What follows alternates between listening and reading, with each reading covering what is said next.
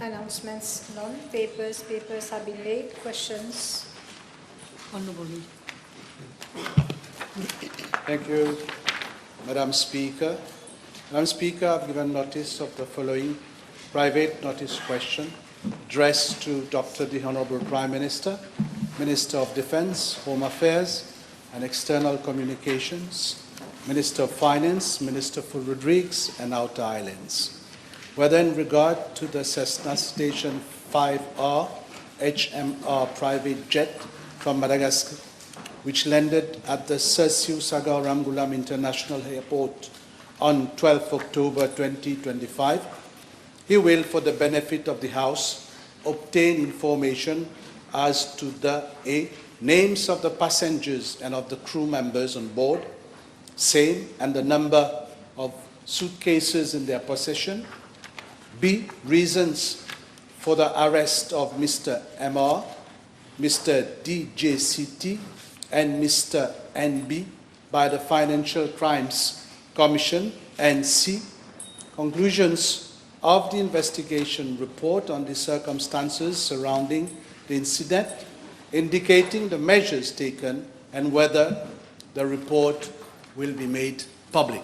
Thank you, Madam Speaker.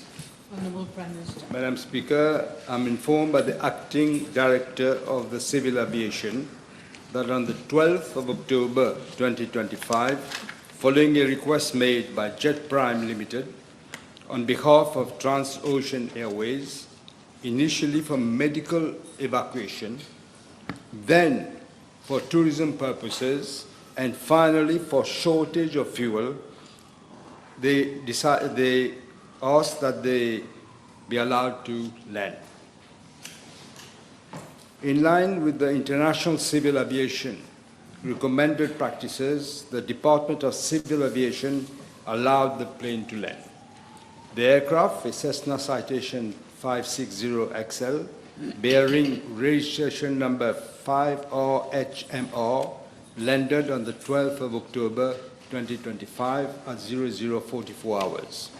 With regard to Part A of the question, there were 5 passengers on board, namely Mrs. Ravatomanga, Mr. Ravatomanga, Mr. Ravatomanga Rami Mialitiana, Mr. Nitse Louis Christian, and Mr. Ravatomanga Aina Fenusa.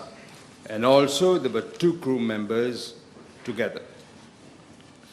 You want the name, maybe Mr. Ramanand Soa and Mr. Hasian Yavu. 2 senior officers of Customs Department of the Mauritius Revenue Authority proceeded to Jet Prime Limited at 0045 hours and gave clearance to land for the 5 passengers and the 2 crew members. 9 pieces of luggage and 6 pieces of handbags were scanned and cleared for the passengers. 2 pieces of handbags were scanned and cleared for the crew members. All 5 passengers declared that they had in their possession a total of 10,000 euro. It is to be noted that on the 13th of October 2025, at 14:00 hours, the Customs Department of the Mauritius Revenue Authority carried out a search of the aircraft in the presence of the captain. Nothing compromising was found except for 1 suitcase-like bag in Ios, and the captain explained that the bag belonged to Mr. Ravatomanga. The bag was secured and was not open. An appointment was scheduled on the 14th of October 2025 for examination in the presence of its owner, Mr. Maminian Ravatomanga, and the bag was opened and contained a car sunroof accessory only. It is to be noted that this suitcase-like bag was among the bags which were scanned and cleared on the 12th of October 2025, but the owner requested that it be returned on board because he would not need it during his stay in Mauritius. Madam Speaker, with regard to Part B of the question, it is well established and common knowledge that the arrest of any person by the Financial Crimes Commission, like any other investigative authority, must be based on reasonable suspicion of commission of an offence having been committed by that person. I am given to understand that the Financial Crimes Commission sought the views of the Director of Public Prosecutions prior to their arrest. The 3 persons have been arrested in connection with their suspected involvement in the offense of money laundering. The investigation is ongoing at the level of the Financial Crimes Commission, and the latter has already and is continuing to communicate officially on its website in that respect. At the request of the Conseil national de défense de la transition, Mrs. Ernerva and Mr. Antem Ramparani were allowed to enter Mauritius on the 17th of October of this year to provide information and coordinate actions regarding the investigations involving Mr. Rabatomanga. I regards Part C of the question in line with the policy of my government to be transparent and accountable in public affairs. Unlike the previous government, I will be tabling a copy of the report, including the conclusions thereof. Madam Speaker, this inquiry has international ramifications, and the Federal Bureau of Investigation, the FBI, has already sent a request for information and has offered to help in the investigation in relation to the sale to Iran of 5 Boeing 777 aircrafts against the embargo imposed by the United States. I propose to also enlist the services not only of the FBI, but also other international foreign investigative authorities who said they are prepared to assist in the investigation. Thank you. Supplementary? Yes, thank you, Madam Speaker. Let me begin by this.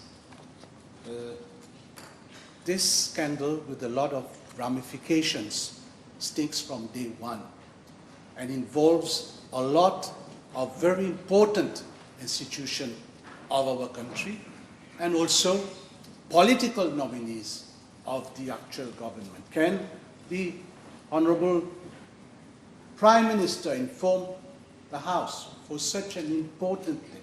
Why the acting Prime Minister was not made aware of the request for lending of this private jet? Don't you feel that he should have been made aware? I certainly agree with that. He should have been made aware. May I ask the Honorable Prime Minister why then he was not made aware? Well, you will see in the report. Huh? I will be tabling the report. I can table it now. Yeah. You want me to walk up and table it? Somebody come and table it. But they went through the procedure that they didn't perhaps look at the political implications. They went through procedures and they allowed the aircraft to land because they checked on World Check, on all these international. They don't do all the checks, unfortunately. I will be coming to the House to say that we have to have other checks. But they went through all the procedures. They didn't see anything against these persons, and they allowed them to land at the airport. Second? In his resignation letter, Madam Speaker, the former board member of Airports Holding Limited and Jet Prime Limited stated, and I quote, that the management of Jet Prime Limited professionally attended a life-saving evacuation in Madagascar pursuant to a military coup. Should we understand that reasons given by the pilot for emergency landing were not correct and that local authorities at the airport were well aware of that situation? I can't say whether they were well aware, but it is clear from when you look at the report that it was planned, pre-planned. First of all, they asked for a medical evacuation. Then they changed it on the same day for a tourism request to land. And then later on, they said there's low fuel in the plane, their fuel is very short, and they want to land. 3 reasons for the same plane. So obviously, lots of things. Jet Prime will have to answer later on about what was its involvement exactly, because it looks to me like it was pre-planned. I think this is in the report, but may I ask the Honorable Prime Minister, who gave the final authorization for the landing of that private jet? The Deputy Civil Aviation, Acting Director of the Civil Aviation liaised with the Passport and Immigration Office, and they checked on the world check, on the other checks that they did. There was nothing against these passengers at the time, so they're allowed to land. Then, Honorable Prime Minister, do you mean to say that nobody from your office was informed and nobody from your office cleared that landing? PIU falls under my office, Madam Speaker. PIU, Passport and Immigration Office, falls under the PMO. No, I'm talking about the SecTuCab and the Secretary for Home Affairs, Madam Speaker. Were they not informed? Yeah, the Secretary for Home Affairs was informed because of the PIU falls under her. She looks at the PIU. So they were informed? No? I said the Secretary for Home Affairs. Now, let me come to part D of my main question, Madam Speaker, in relation to the ongoing investigation by the Financial Crimes Commission. Can the Honorable Prime Minister... sorry. Can the Honorable Prime Minister confirm whether the resignation of the former Commissioner, Mr. J.F., is related to the ongoing investigation? And if this is the case, will he inform the House whether charges will be leveled against that gentleman? As I always said, Madam Speaker, we will leave no stone unturned. Whoever gets involved, they will have to answer for the question. He has, I saw in the paper that he has given reasons for personal reasons, but an investigation is ongoing. He will be called, I'm sure, if he hasn't been called already. Madam Speaker, the Honourable Prime Minister must be aware of the very serious allegations that are being levelled against officers of the FCC, including the Acting Director General regarding an eventual traffic d'influence. Will he give assurance that if there is any inquiry against officers of the FCC, it will not be for the FCC to carry out that inquiry, and if this is the case, that necessary decisions will be taken to ensure the proper functioning of the FCC? We're not living in the era of the MSM, Madam Speaker. If that you were in power now, I can tell you, for sure I can tell you, this gentleman would have been allowed to leave Mauritius quietly, nothing would have happened, but money would have worked under the table. This is not the case here.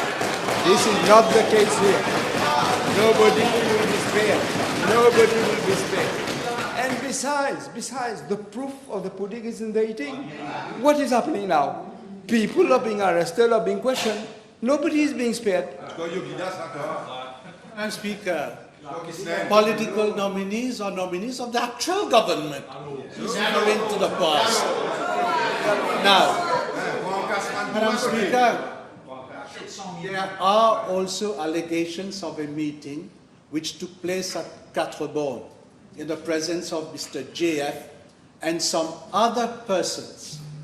Will the Honourable Prime Minister inform the House whether he is aware of that meeting, and can he confirm whether Mr. Etchen, the chairperson of the Central Electricity Board, was also present in that meeting? Je suis tenté, Madame la Présidente, de me référer, donnez-moi l'occasion, à une phrase du film Cholet qui dit qui t'est admis. Combien de personnes il y avait à cette réunion? I could also say, do you know, I'm told from the press, people in the press, that the people very, very close to the top hierarchy of the MSM also have been contacted. But you don't seem to know this. You don't seem to know this. As I say again, I cannot know. I'm not investigating. I'm not the investigator. Let the FCC do the investigation as they're doing, properly questioning everyone. And they will be questioning everyone. Yes. If he's aware, Question. may I ask him whether he's aware that during that meeting, there was a telephone conversation with a member of his government? How would I be able to know whether there was a telephone or not telephone? Let the inquiry find out. Huh? Yeah. Yes. Madam Speaker, we know that Madagascar has been suspended by the African Union. Is the Honourable Prime Minister aware that the Deputy Prime Minister told a media that the government has, and I quote, de très bonnes relations avec le nouveau président et avec le nouveau régime? Are we made to understand that the government is accepting the new president of Madagascar? The Honourable Leader of the Opposition has no experience in diplomatic matters, clearly. Clearly has no experience. There has been a takeover. It's not quite a military coup as people are saying. There was a revolt in Madagascar. It's different from it as if the military came and did a coup. It's different. But they have taken over. The president has, the former president has left the country. What we want to ensure is that Madagascar comes back to proper civil governments with an election. That is what we are trying to do. Thank you. Can the Honourable Prime Minister state to the House the stand of Mauritius, the stand Mauritius has taken at the SADC in relation to the situation in Madagascar? There has been no position taken by SADC.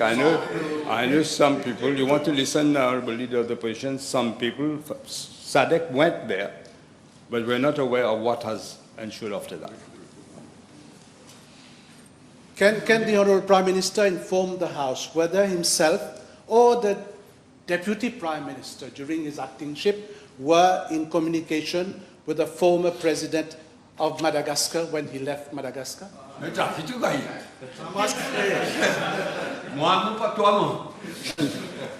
Neither of us have, obviously. May I ask the Honourable Prime Minister, the pilot provided multiple reasons to justify lending, and the first of which was for medical reasons. Can the Honourable Prime Minister inform the House if the Ministry of Health was informed immediately and if a team was sent to the airport? No, I think, Honourable Leader, let me remind you, first of all, they said it was for medical evacuation. Secondly, then it came to tourism. Thirdly, it came to lack of fuel in the airplane. So 3 reasons on the same day, within hours. So that gentleman is now in a clinic. I have said that it's too easy for somebody just to go in the clinic and say, I've got a cardiac problem. We will be sending officers, public officers from the Ministry of Health to check whether it's true or not. We have to check. Madam Speaker, a cabinet decision, that is the decision of the 17th of October, mentioned that the acting director of the civil aviation referred the matter to the police. Can we know on what date was the statement taken? We'll see all in the report that I've just circulated, various étapes de ce qui s'est passé. Then you'll be able to put a proper question next time if you read the report. No, but you can. This is my time. I have the right to put questions, Madam Speaker. You should not tell me to come later. No, I say you can. I'm not telling you. I'm only saying that if need be, you will be able to do that. Yeah, But you can still carry on. You can still carry on.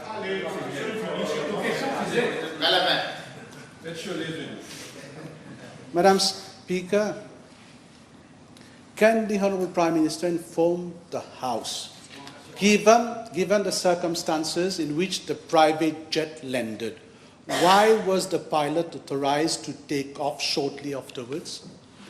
I mean, there were two pilots. Huh? Suppose you're referring to the captain of the aircraft. Again, while the checks were done, nothing was found against him. He was allowed to leave. But as I say, we will incorporate a new system where all this, lots of countries are doing it. In Africa, in Europe, in Australia, in New Zealand, lots of countries are doing it. In Asia as well. So we will have to do the same system, I believe. Can I ask the Honourable Prime Minister to confirm to the House whether the private jet was refueled upon landing? This investigation will look into all this. He said, the captain said there was no fuel in the jet and they were allowed to go. So I suppose they were not refueled straight away because they were allowed to land. I don't know whether the Prime Minister has this information.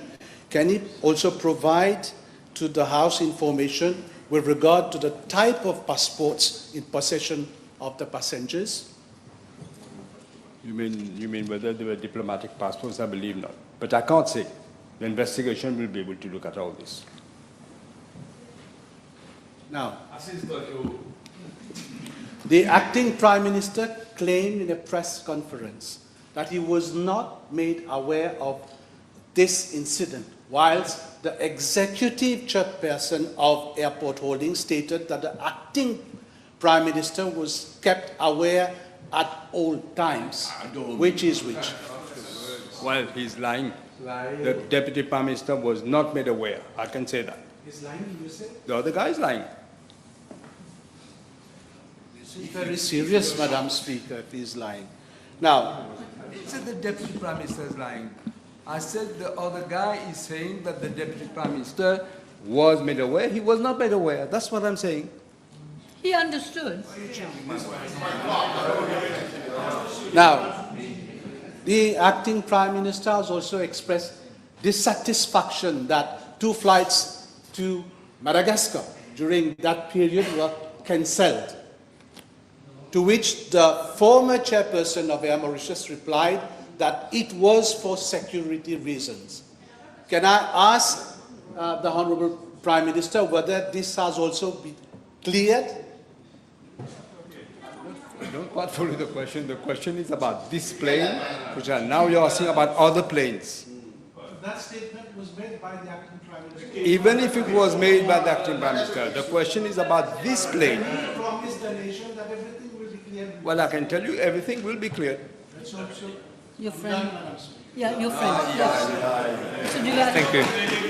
Madam Speaker, may I ask the Prime Minister in relation to Part B of the question, with regards to the alleged offences of money laundering, will the Prime Minister reveal the names of the management companies, the banks and the real estate promoters who have helped, allegedly, this person to stash so much money in Mauritius, contrary to FATF rules? And it looks like, again, there has been loopholes that has been found by those persons.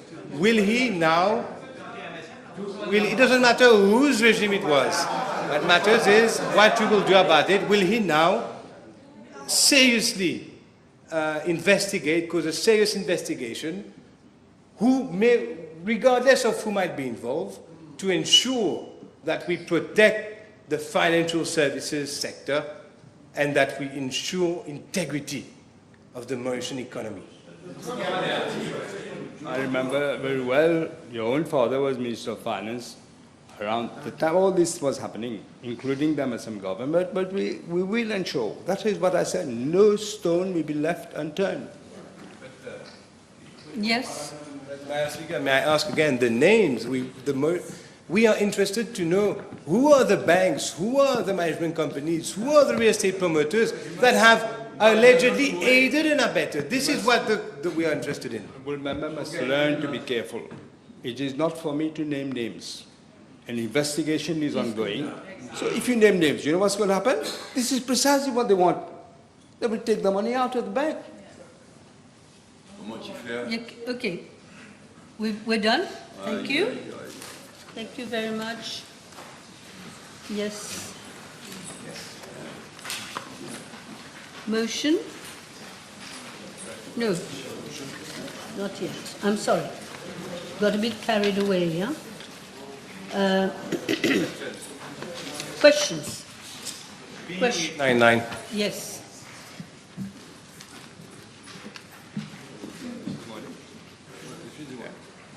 Madam Speaker, as I stated during my press conference on the 20th of September 2025, following my state visit to India, I was invited by Sri Narendra Modi to visit India. In fact, on the very day the results were coming out in number 5, he rang me. I left the place. I came to my residence because there was too much noise, and he invited me to come to India. And I explained, unfortunately, because the results of the elections were not yet proclaimed, and obviously would need to look at urgent matters. We were sure there were going to be urgent matters as Prime Minister, so I could not undertake the visit right away, but I will undertake the visit at some point. With regard to Part A of the question, I wish to inform the House that I led a high-level delegation to India from the 9th to the 16th of September 2025. The delegation comprised of 5 ministers, 1 junior minister, 1 member of parliament, senior government officials, heads of key public institutions, and some 50 representatives of the private sector. Regards to Part A2 of the question, I feel it is ironical that the honourable member, who himself undertook three missions during the short stint he was Speaker, 78 days to be exact, appointed under very dubious circumstances, is more interested in expenses incurred for the mission, such an important mission, instead of focusing on the outcome of the visit. In fact, during the 78 days of his speakership, the honourable member travelled for more than 13 days. No, you have to repeat it. To 3 different countries. Except for him, nobody is aware of the benefits that the country derived from the nearly 800,000 rupees spent on these missions. Madam Speaker, the total cost incurred in respect of the Prime Minister's office during my state visit to India and the official delegation is around 3.8 million rupees, representing basically airfares, allowances, and so on. I must point out, Madam Speaker, that the quantum of the allowances is based on the same rate applicable since 2017. It hasn't been changed. I wish to inform the House that my state visit resulted in a special economic package to the tune of $680 million, which is approximately 31 billion rupees. This is what we brought back. The financial assistance would meet the needs and priorities in Mauritius in several areas. India has also agreed to give us a grant of $25 million as budgetary support for this financial year. $25 million. With regard to Part B of the question, I consider it, frankly, a lack of respect towards the Prime Minister of India and his government for the honourable member to request a detailed copy of the programme of the visit. It is India who decides where I should go, who I should meet, not me who say I want to do this, I want to do that. Madam Speaker, let me highlight the salient features. You should know all this.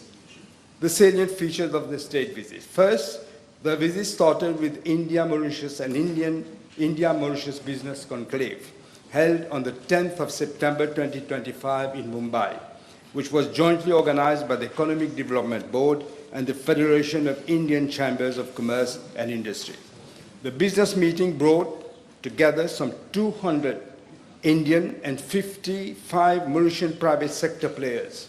It allowed Mauritian businessmen to network with the Indian counterparts for potential collaboration, in various sectors of interest, including financial services, information and communication, technology, medical services, and manufacturing. This meeting resulted in the identification of several important foreign direct investment potentials. Some high-level investors have already traveled to Mauritius and will soon be embarking on high-value projects. The Leela Bhatti Foundation, which came to Mauritius soon after my visit, they met me there.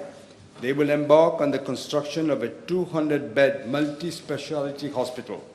It will be a state-of-the-art hospital which will include a separate pediatric and gynecological wards.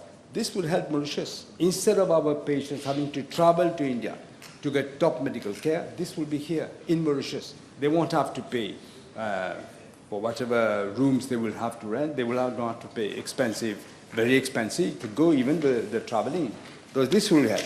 The Economic Development Board also partners with Invest UP to organize an India-Mauritius business meeting in Varanasi. The event attracted some 50 private sector operators from Uttar Pradesh, and discussions centered on fostering joint collaboration and facilitating two-way investment between Uttar Pradesh and Mauritius. The official part of my visit started in Varanasi, making it the first time that a head of government was received in Varanasi. This is the religious and cultural heartbeat of India, and also it happens to be the parliamentary constituency of the Prime Minister Narendra Modi. As a prelude to my meeting with the Prime Minister of India, I had a working session with the Foreign Secretary of India, Mr. Vikram Misri. Our discussions focused on the launch of various new projects and on addressing implementation of existing agreements, including the double taxation avoidance agreement. On the 10th of September 2025, I had a one-to-one meeting with the Prime Minister of India, Mr. Narendra Modi, in Varanasi. The one-to-one meeting with Sri Narendra Modi was followed by a working session. We discussed key issues of mutual importance, including regional security and our shared commitment to an enhanced strategic partnership. Furthermore, I had in-depth discussions related to the double taxation avoidance agreement, highlighting how the protocol signed by the previous government in May 2016 is undermining our financial services sector to the advantage of other countries like Singapore, like Netherlands, and all these. We agreed to pursue further consultations to ensure a mutually beneficial outcome and alignment on key issues before we sign the new protocol. Madam Speaker, the Prime Minister of India responded positively to my request to facilitate the upcoming travel of the Mauritian delegation, which I will lead together with the Deputy Prime Minister to the Chagos Archipelago. Madam Speaker, following my restricted meeting with the Prime Minister of India, there was a high-level delegation meeting during which 7 memoranda of understanding and agreements were exchanged, and 3 others were announced in numerous fields, such as space research, marine science, power, renewable energies, education, and technological sectors. Besides the high-level strategic meeting with the Prime Minister of India, I also had meetings with the President of India, the Vice President of India, the Minister of Health and Family Welfare, as well as the Leader of the Opposition. These meetings served as an enabling platform for the Mauritian side to discuss issues of mutual interest and seek the support of the Indian authorities on a wide range of issues such as security, economic and technical cooperation, as well as capacity building. Madam Speaker, my state visit fused with civilization, symbolism, and strategic purpose, if I may put it that way. It was an opportunity to project a story of enduring civilization bonds. Since our independence, India's role has been instrumental as an unflinching partner in our development. My visit has confirmed the privileged relations between our two countries. It is a matter of great pride for our country to have become the strategic partner of a country like India, which is projected to be, by 2027, the 3rd economic power of the world. Madam Speaker, I take this opportunity to express my profound gratitude to the Government of India and to Sri Narendra Modi for the continued support to the development of Mauritius. Thank you. Yes. Yes, Madam Speaker. The Prime Minister may not be aware, but I was invited by the Speaker of Parliament in India. I had met the Minister of Foreign Affairs and the Vice President who he met. And we had technical support for a live translation of Creole and French in Parliament. 5 or 6 staff from the Mauritian National Assembly have been trained free of charge in India, all paid for by India. Madam Speaker, I note that the Prime Minister... One moment. Now that you've said that, I can understand. Yes. Will you please put your supplementary? Yes, thank you, Madam Speaker.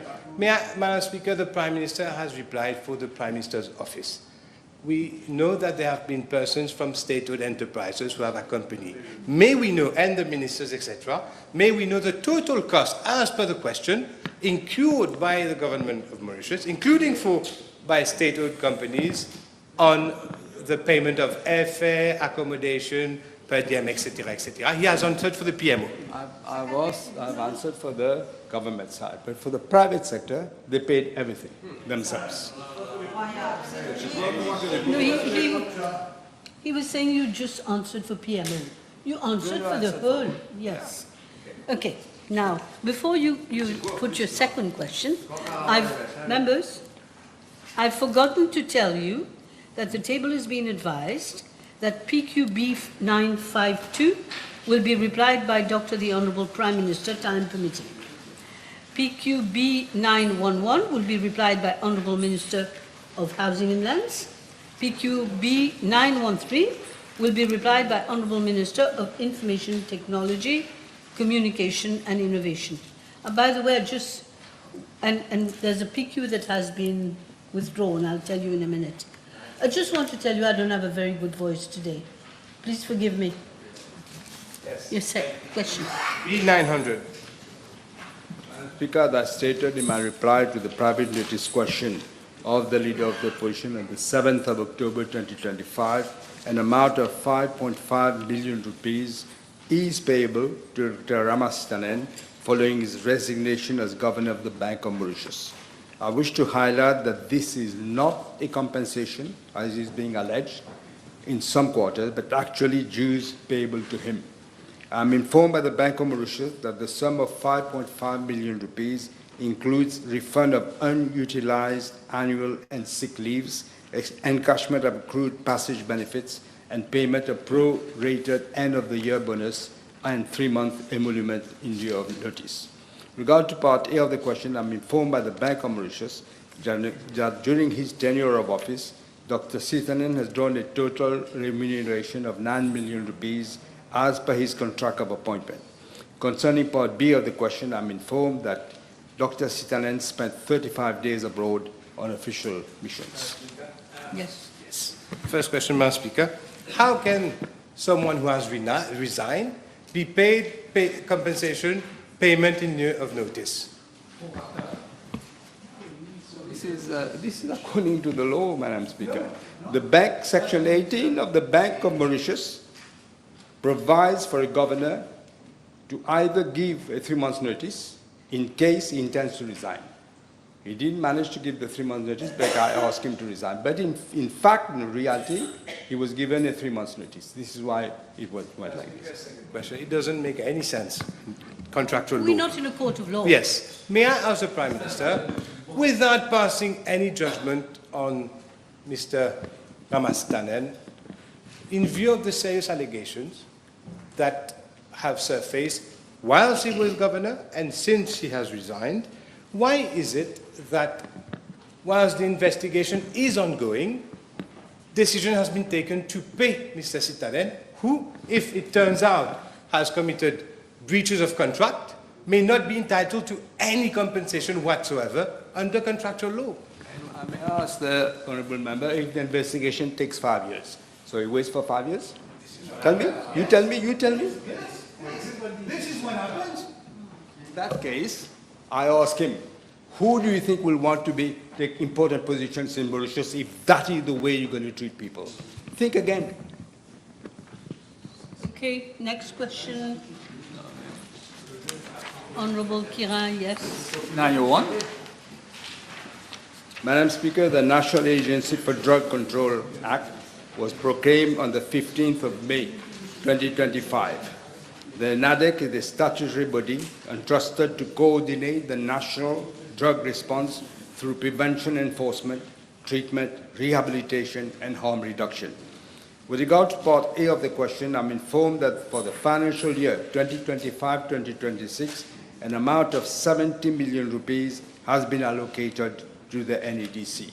As regards to Part B of the question, I'm informed A, that the Chief Executive Officer was appointed on the 12th of June 2025, and he currently draws a monthly package of 169,350 rupees, including basic salary, salary compensation, traveling allowance, and telephone allowance, in addition to contractual entitlements such as car benefits, passage benefits, and gratuity.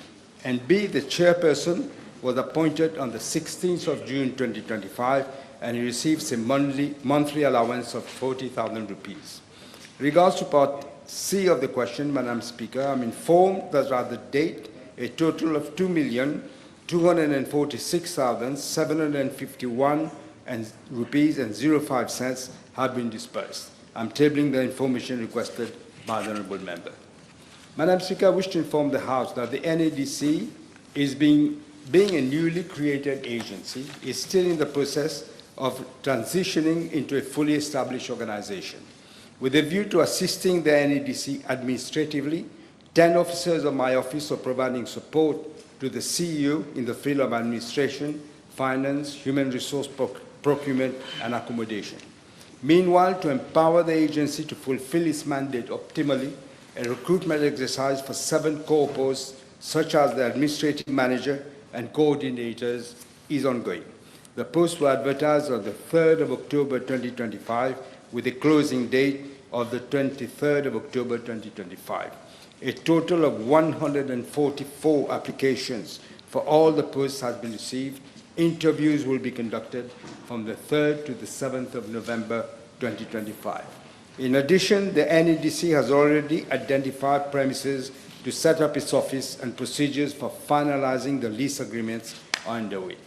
Madam Speaker, I must point out that my office has received a number of representations from NGOs as well as from independent persons regarding the performance of the NADC and the lack of coordination of efforts sur le terrain. In fact, as I said, it's a new agency. It must start doing, it takes time to do all this, but in fact, government is not, I can't say we are totally satisfied with the way the agency has been operating, and we are intent to take remedial actions and to improve its effectiveness in the days to come. Yes, Mr. Khan. Merci, Madame la Présidente. L'honorable Premier ministre peut-il dire à la Chambre, suite aux doutes exprimés par plusieurs travailleurs sociaux, des ONG et même par le junior ministre, l'honorable Koran Parapen, concernant les compétences et la capacité du président Sambleton à s'adapter aux réalités actuelles, s'il compte le remplacer à la tête de cette agence, comme cela a été fait récemment au sein d'autres institutions. Mr. Prime Minister. This is a sensitive post. I can tell the honourable member it's very difficult to find people who are actually ready to do that job. Il y en a. Mais quand on prend contact avec eux, ils s'en vont. C'est trop dangereux. Maybe you will be prepared to do it. No, but maybe you would want to do it. It's not easy. Give us names. If you have names, give us names. We will consider it. Okay. Your next question, please. You have more supplementary? Next question. Yes. 902, please. Madam Speaker, I wish to refer the honourable member to the reply I made to PQB 816 on the 7th of October 2025. As I had indicated then, government is currently working on the setting up of a constitutional review commission tasked to come up with the recommendations on several constitutional, electoral and governance reforms, which will include, among others, the revision of our electoral system to better reflect the will of the people, to also look at the way elections have been run especially by the MSM, and also revitalize our democratic principles. The question of bringing legislative amendments to allow Mauritian nationals living abroad to vote, I'm all for it, but it's a wide-ranging implications. This will be examined by the Constitutional Review Commission that will be set up shortly. Madame la Présidente, le Premier ministre peut-il indiquer à la Chambre si son bureau, à l'heure actuelle, dispose de données sur le nombre de Mauriciens vivant à l'étranger qui pourraient être éligibles à voter? As I said, the wide implications, we are looking at it, but in some countries it's going to be very difficult, I must say, straight away. Already we know this. In some countries it would be very, very difficult to organize. In other countries, not so. So we're looking at all this. He wanted to know if you have figures, No. which I doubt. You don't. Some figures, Does we it? have some figures. Dans ce cas-là, êtes-vous disposé, Monsieur le Premier ministre, à procéder à un recensement? No, I should have replied to this. No, we are looking at the figures. In some countries, it's even difficult to get the figures. This is why we don't have the total number. Some people have double nationality, that's why it's complicated to actually find out.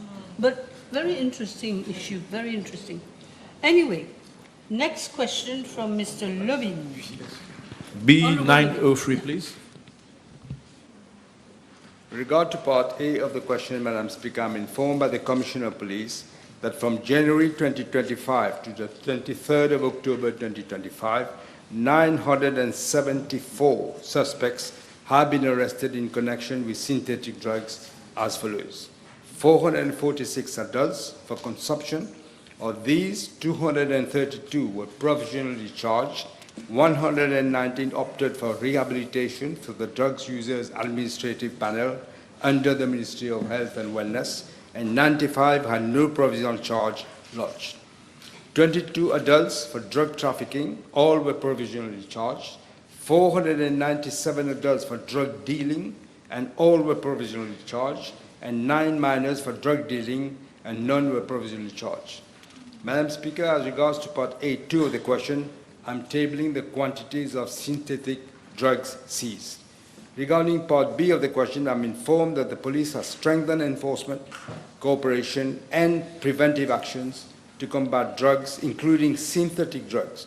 Measures include enhanced intelligence gathering and profiling of suspects, drug mapping to detect hotspots, aggressive crackdowns in drug-prone areas with the support of specialized units, use of drones for surveillance and detection of illicit plantations, reinforcement of ATSU resources, and daily patrols in high-risk areas.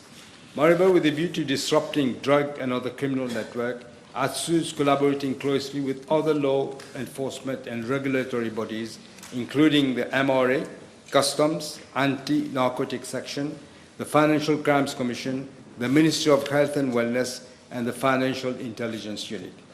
ATSU has strengthened regional partnership with Reunion Island, India, Seychelles, Mozambique, Madagascar, Kenya, South Africa, and Tanzania through intelligence gathering, sharing of the intelligence, tracking of suspects, control deliveries, and exchange of best practices which have helped curb the movement of synthetic drugs through maritime and air routes.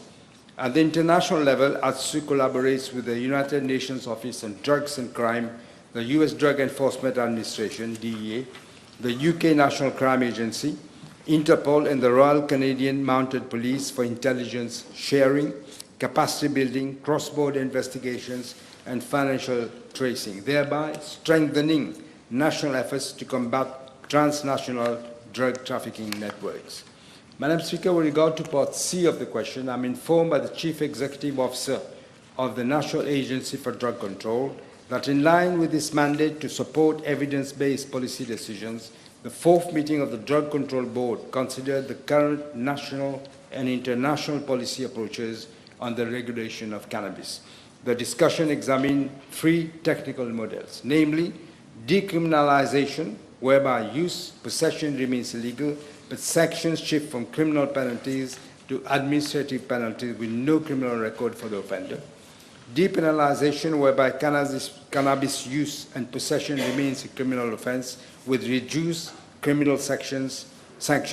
And 3, regulated legalization, whereby use or possession becomes legal under appropriate regulations.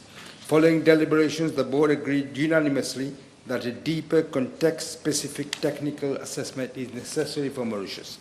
To this end, a technical committee will be set up to conduct a comprehensive review and submit a report covering inter alia the projected economic impact of each model, the resource implications for the scaling up of prevention, treatment, and harm reduction services that must accompany any such reforms, and the recommended policy option for consideration by NADEC based on technical feasibility, public health outcomes, and social equity parameters. The specific legal drafting required for the implementation of the selected model under the Mauritian legal framework. The technical committee will be chaired by the CEO of the agency and will comprise experts in public health, the criminal justice system, fiscal policy, neuroscience, addiction, medicine, harm reduction, as well as representatives of the Ministry of Health and Wellness. The board expects to receive the findings of the committee within the next quarter to guide the next phase of the action. The issue, Madam Speaker, remains complex and will require careful and thorough examination from all relevant perspectives. We are treating very cautiously to ensure that any decision taken is evidence-based and will under no circumstances impact negatively on our public health, our youth, and our national values. Yes, Mr. Third member for Port Louis North and Mont Island, Mr. Kazen. B904, please. Madam Speaker, the Commission on the Prerogative of Mercy is established in accordance with Section 75(2) of the Constitution and consists of a chairperson and not less than 2 other members appointed by the President acting in his own deliberate judgment. The President of the Republic has accordingly appointed Mr. Hamad, GCSK, as chairperson. He's a former judge, the chairperson of the Commission on the Prerogative of Mercy with effect from the 10th of October 2025 for a term of office of 2 years. The other members of the Commission are Mrs. Sita Rambu, Ms. Subhashni Bachen, and Mr. Vasit Rao Lechumaya. They have also been appointed for a term of office of 2 years with effect from the 10th of October. Thank you. Yes? Yeah, thank you, Honorable Prime Minister. Maybe not for now, if the Honorable Prime Minister can table a number of pending cases before that commission in future sittings, please. Pending cases. Yes, they will be looking at all the cases before that. He wants you to table, but it doesn't arise from your question. You can ask, still ask on a friendly basis, but it doesn't arise from the question. Next question, Mr. Ituaria. B905, please. Thanks. Madam Speaker, it is clear that the policy of the previous government was to recruit at any cost in order to win the elections and recruitment at the Development Bank of Mauritius Limited. It is such a blatant case, Madam Speaker, such a blatant case. The DBM has recruited 102 additional staff between September 2023 to November 2024. This represents an increase of almost 45%, bringing the overall staffing to 333. Let me stress, Madam Speaker, that this practice cut across several public institutions, not just this one, leading to inefficiencies, disruption of the proper functioning, and frustration of those who are already there. You suddenly see a horde of people coming up, going on top of the head, getting better paid, and no results. This is what the MSM did with this country.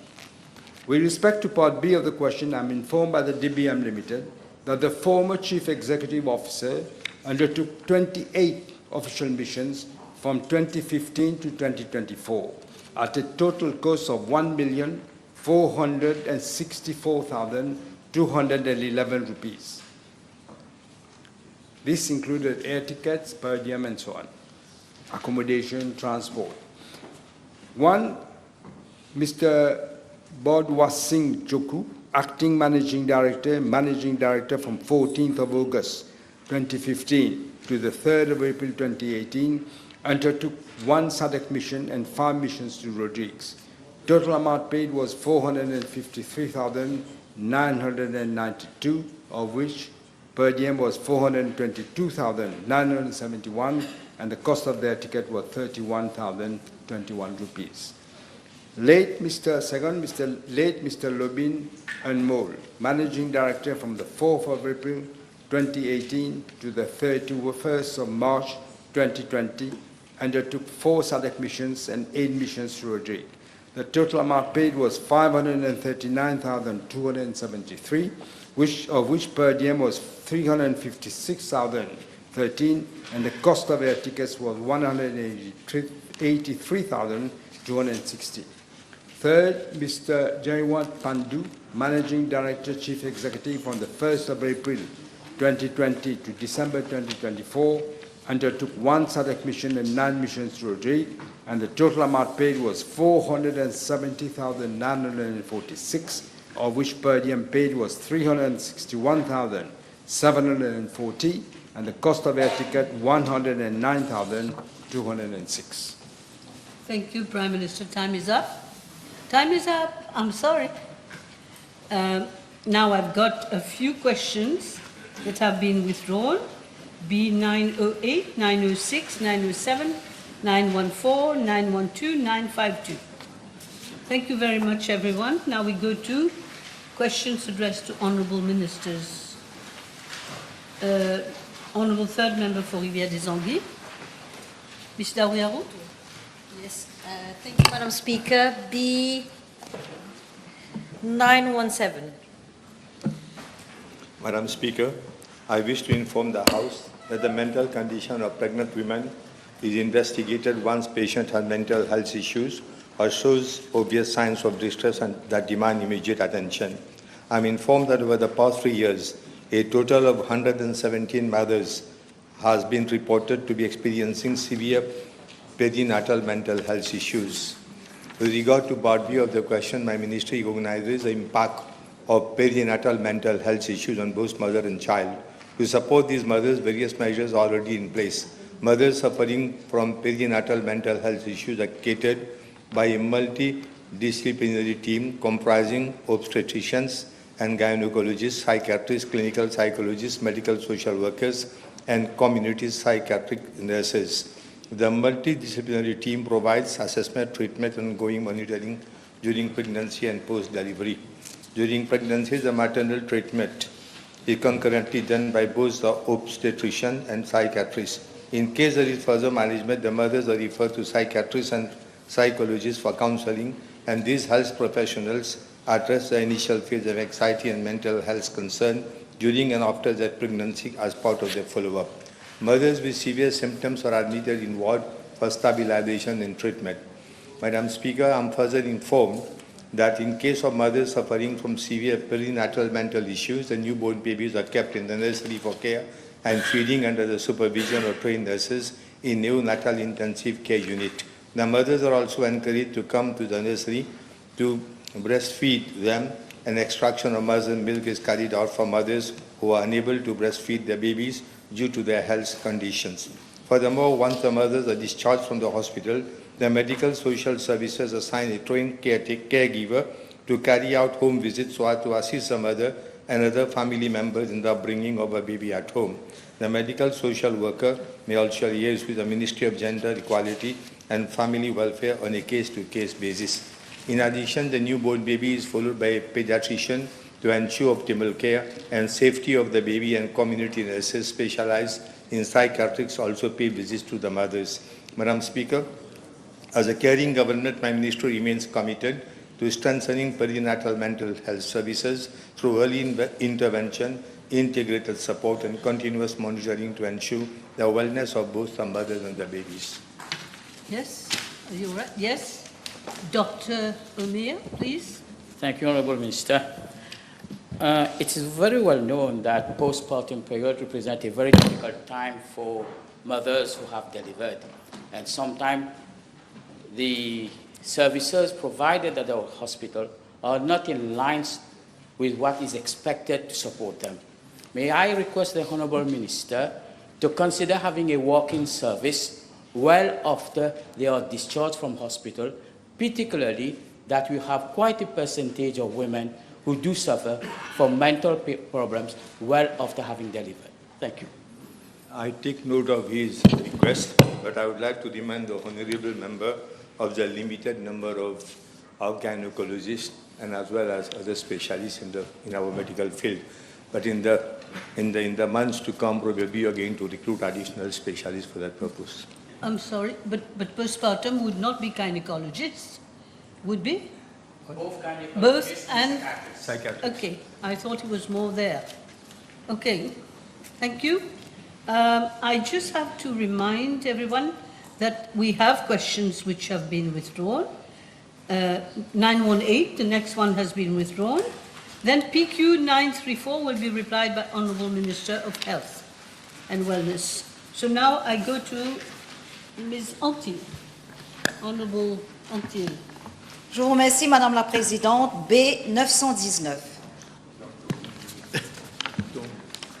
Madam Speaker, I'm informed that as per records available at my ministry, following the flooding which occurred in the region of Saint-Jean Cemetery, whereby, amongst others, several tombs were damaged, a meeting was held on 13 November 2023 under the chair of Monseigneur Duron at l'Évêché de Port-Louis in the presence of the then Minister of Environment, Solid Waste Management and Climate Change, the then Mayor of Municipal Council of Catabon, the representatives of the Ministry of Health and Wellness, the National Development Unit and the Land Drainage Authority, during which several decisions were agreed to, and including a committee chaired by the then Minister of Environment, Solid Waste Management and Climate Change, and comprising all concerned stakeholders, would meet initially on a weekly basis at the seat of the l'Évêché to monitor the progress of the works. During subsequent weekly meetings chaired by the then Minister of Environment, Solid Waste Management and Climate Change, the parish of Saint-Jean requested for an assessment of damages caused to the tombs and the rehabilitation and repairs of the tombs in the cemetery to be undertaken. Unfortunately, nothing was done and was left unattended by the previous government, despite several appeals made by the parish of Saint-Jean. Furthermore, in his reply to a PNQ on 14 November 2023, the then Minister of National Infrastructure and Community Development informed that the cleaning of the tombs and cemetery would be undertaken by the Ministry of Environment, Solid Waste Management and Climate Change and Moving Facilities Limited, but still nothing was done. Madam Speaker, in view of the high emotional and cultural significance relating to the loss of loved ones and considering the humanitarian dimension of the problem, I chaired a meeting at my ministry on 16 October 2025 with Dr. Honorable Boulel, Minister of Agro-Industry, Food Security, Blue Economy and Fisheries, Honorable Veda Balamoudi, Deputy Speaker, and Honorable Antil, the Government Chief Whip, the Parish of Saint-Jean, the Ministry of Local Government, the Ministry of Environment, Solid Waste Management and Climate Change, the Municipal Council of Catabon, and the National Development Unit to see the way forward to address the issues with regard to the tombs which were damaged during the floods. Madam Speaker, during our discussions at the meeting, the representatives from the parish of Saint-Jean informed that a total of 512 tombs were damaged, of which 71 tombs were critically impacted, 141 tombs partially damaged, and 300 tombs with minor damages or with missing ornaments. The parish further informed that last year, a rehabilitation and repairs plan was prepared following a survey carried out by its quantity surveyor, architects and engineers for the repairs of the 512 tombs and the reinforcement of 3 walls around the perimeter of Saint-Jean Church. The plan with detailed costs was submitted to the previous government, but again, unfortunately, no positive response was given to the parish despite successive reminders. Madam Speaker, we are not heartless at the previous government. I'm pleased to announce that this government has approved the funding for the repairs of the damaged tombs as well as the reinforcement of the 3 walls around the perimeter of the church. Madam Speaker, the works will be undertaken by the parish of Saint-Jean, being given that each tomb has its own specificity. The parish has also confirmed the duration of the works to be 6 to 8 months. Madam Speaker, I'm again meeting the representatives of the parish of Saint-Jean this Thursday, 30 October 2025 at 11:30, together with my 3 colleagues of the constituency number 18, to pursue our dialogue. Madam Speaker, I'm also glad that before the All Saints' Day 2025, the government has agreed to do needful to enable the rehabilitation and repairs of the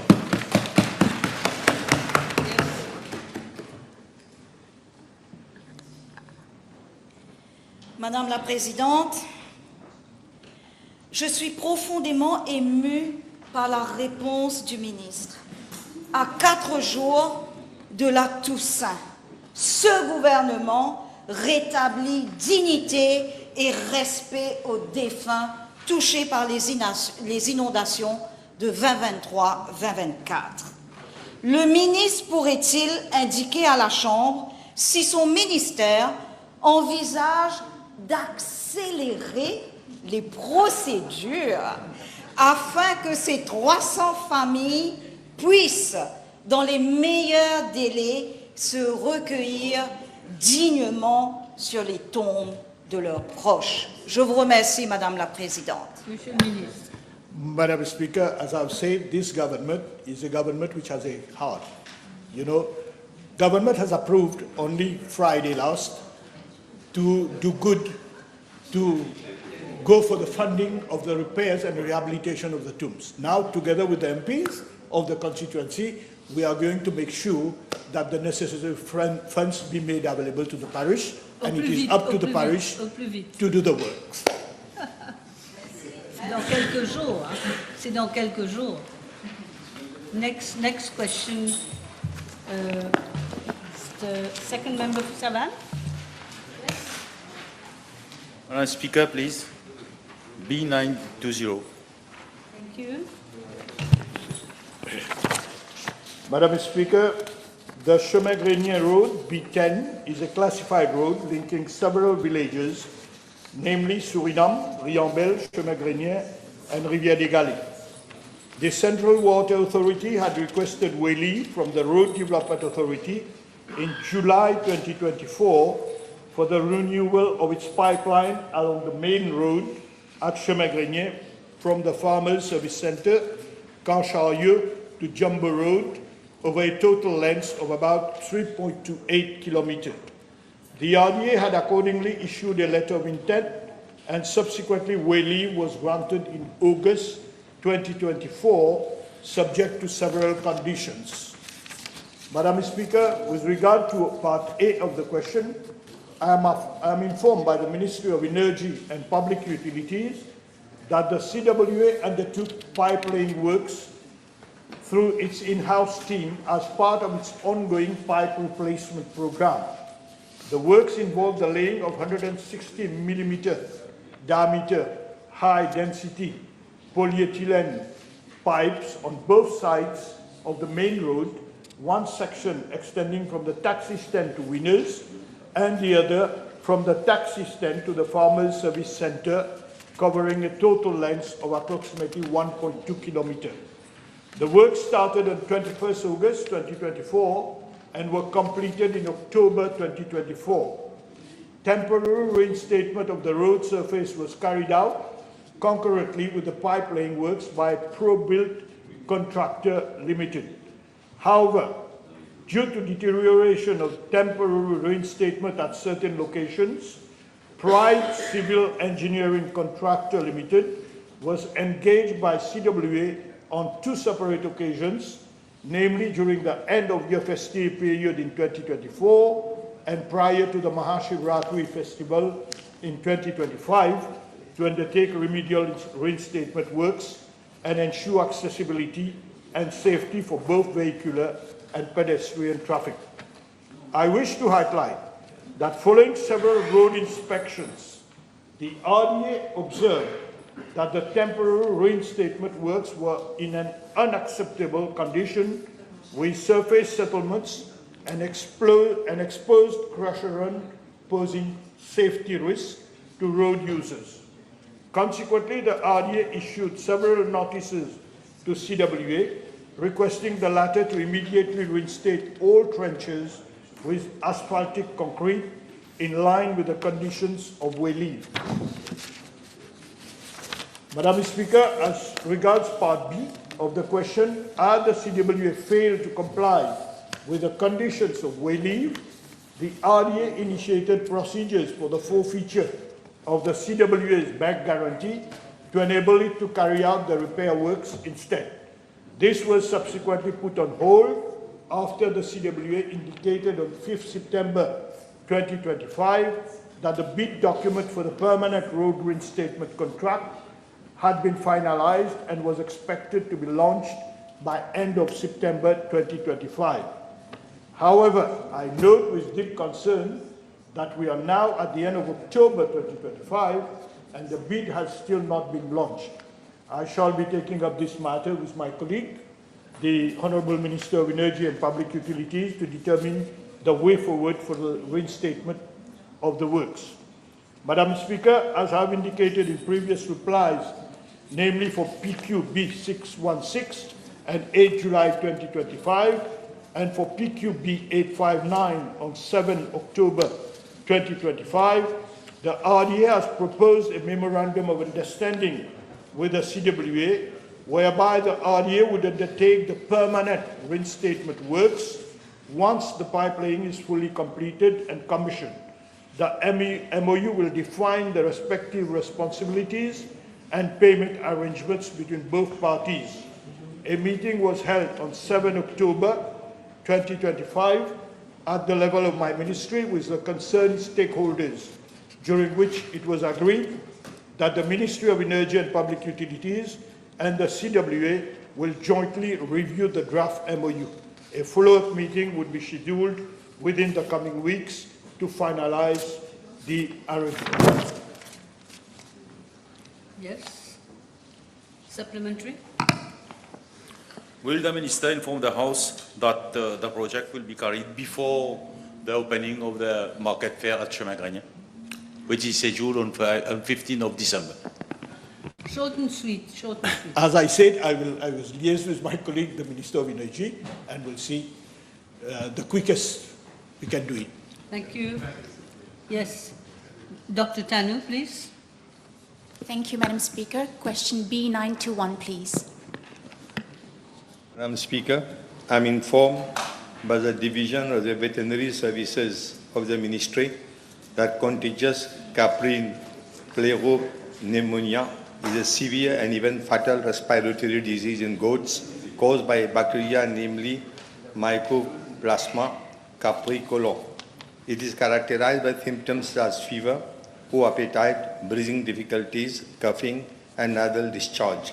The disease leads to acute pneumonia, which can cause very high mortality rates in affected herds.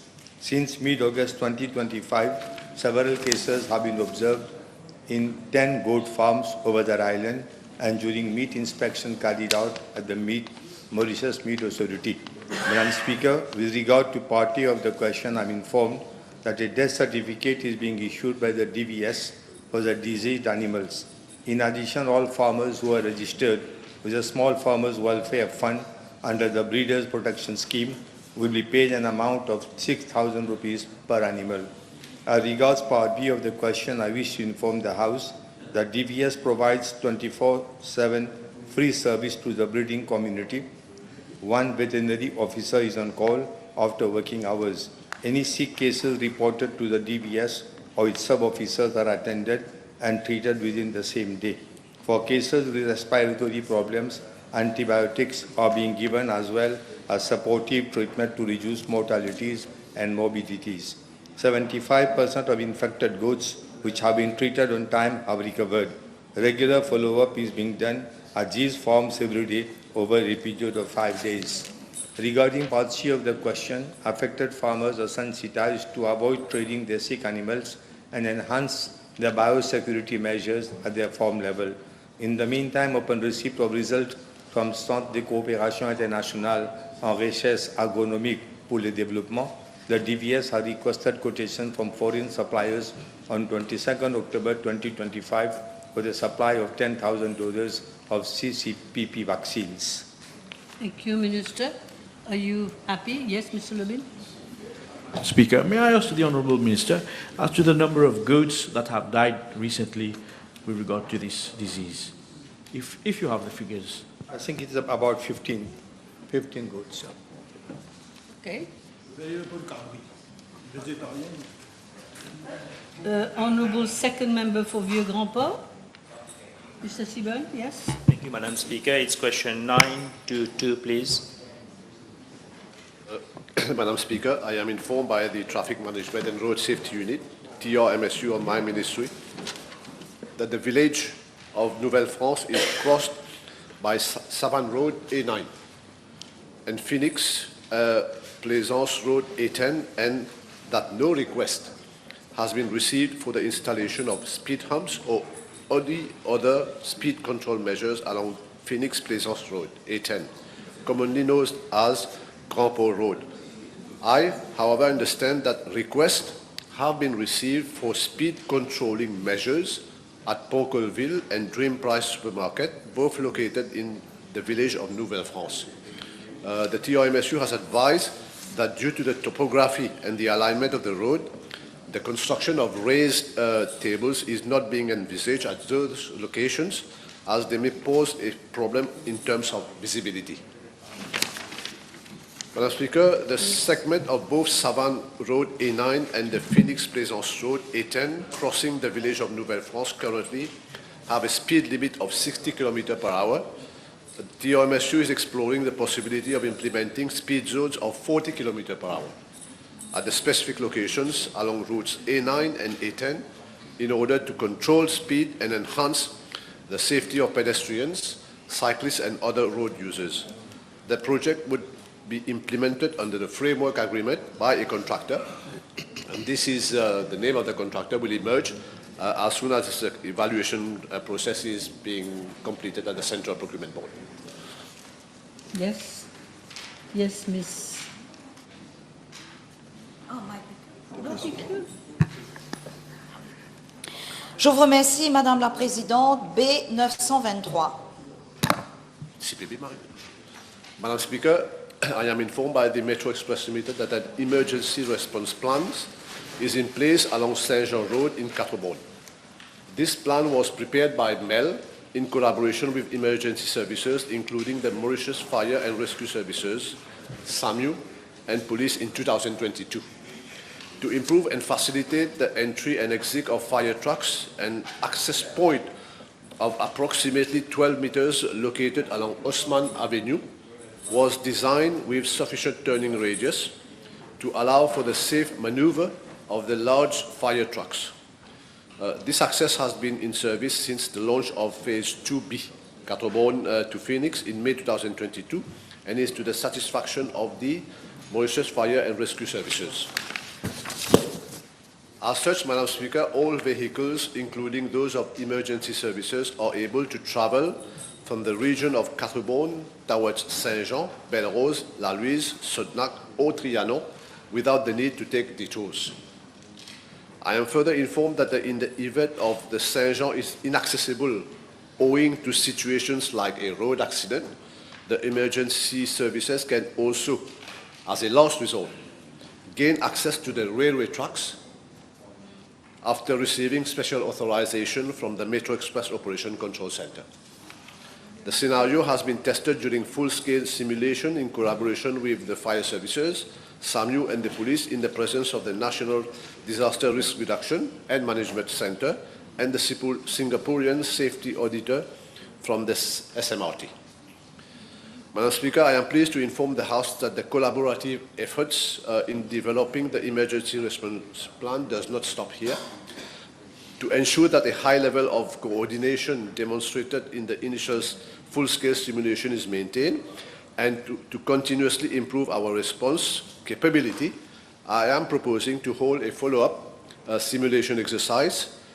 This exercise will involve all stakeholders directly, the police, the fire services, SAMU, the National Disaster and Risk Reduction Management Center, the Metro Express Limited, and the TRMSU, which was not involved initially.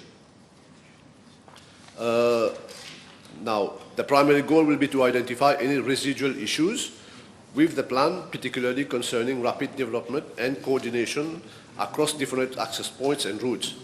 By fine-tuning our procedures through this critical practical exercise, we will ensure that any genuine emergency situation, every action is executed efficiently and effectively, allowing us to respond swiftly and save lives, while ensuring traffic disturbance is kept to an absolute minimum.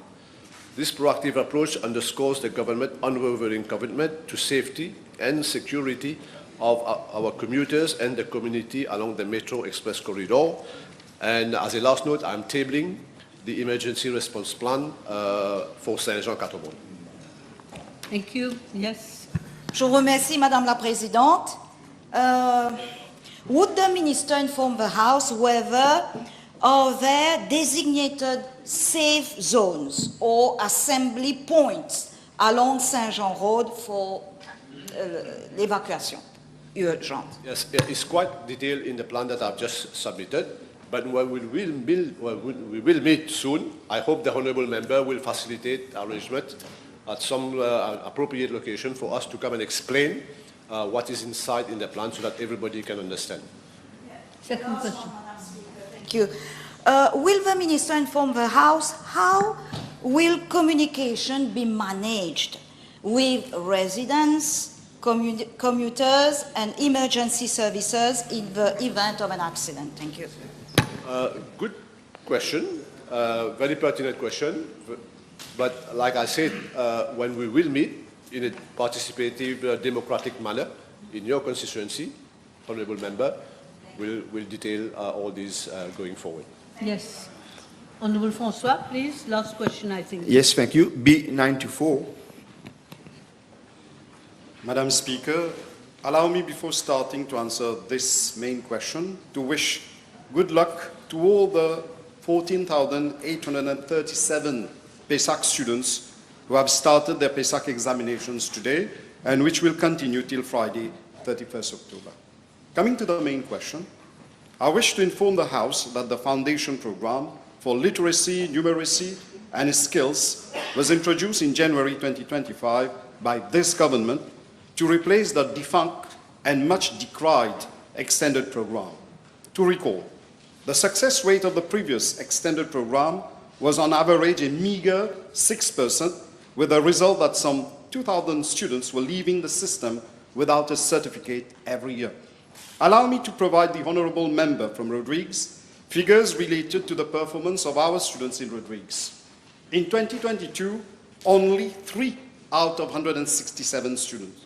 In 23, only 11 out of 204. And in 2024, only 7 out of 209 students who took the NC exams were successful. Only 31 out of 580 students who took the NC exams in Rodrigues for the past 3 years were successful. The figures above clearly show how neither the curriculum and assessment nor the assessment frameworks of the former extended program was adapted for those children who were unsuccessful in their PESAC examinations. In contrast to the defunct extended program, the FPLNS blends academic and vocational components, creating clearer pathways toward the technical and vocational education and training stream. The structure of the program places emphasis on basic literacy, numeracy, digital literacy, and practical skills with a view to reducing the dropout rate. Madam Speaker, I wish to inform the House that all candidates attempting the PESAC assessment for the first time and who have not been successful in up to 3 compulsory core subjects shall take part in a reassessment session during the month of December to provide them with a second chance to meet the minimum requirement for obtaining the PESAC. Candidates who are successful in the reassessment exercise would be admitted to grade 7 of the mainstream program, whereas those who are unsuccessful have 2 options. either to repeat grade 6 once more or to join the foundation program at grade 7. Madam Speaker, with regard to part A of the question, the options I have just mentioned remain valid for the students of the 2025 PESAC examinations. And as regard to part B of the question, I wish to inform the House that the foundation class at grade 7 have already been put in place since the beginning of this year and is operational in all our schools, including Rodrigues. Thank you. Just one second. Yes, you got 3 minutes. Yeah, just 2 one minutes. supplementary, Madam Speaker. Thank you. I thank the Honourable Minister for his clear answer, and I also join him to wish good luck to all the students. May I ask the Honourable Minister, under the FPLNS, whether there will be introduced any special subjects for Rhodegan students in respect to the specificity of Rhodegas and to provide details thereof. Thank you. Thank you, Honourable Member. That is an interesting question. Yes, the specificity of Rodrigues has been borne in mind, and definitely as electives, students in Rodrigues will have the option of doing farming and also fishing, which will be part of their electives in Rodrigues. Very good. That's a good way to stop, I think. Maybe we can break for 1 hour and a half. Thank you.